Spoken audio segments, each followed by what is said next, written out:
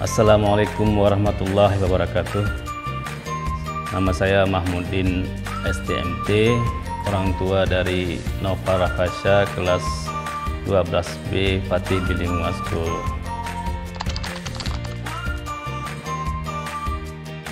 Yang pertama mungkin potensi anak, kemana arah anak itu, keinginannya, kemampuannya.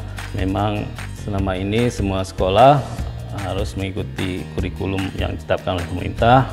Namun ada beberapa sekolah yang menambah kurikulum tambahan, misalnya dari Pati ini ada dari Cambridge gitu ya, sehingga perkembangan anak menjadi lebih baik.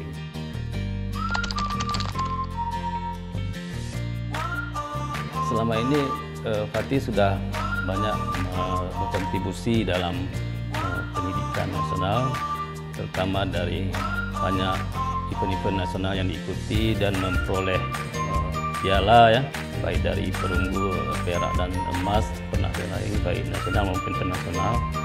Kita harapkan juga Pati untuk lebih meningkatkan mutu lulusannya sehingga memperoleh lulusan yang unggul dan dapat berkontribusi kepada pendidikan nasional, dan juga program-program yang juga mungkin yang menyentuh dengan masyarakat, sehingga rasa sosial siswa juga dengan masyarakat bisa terbentuk.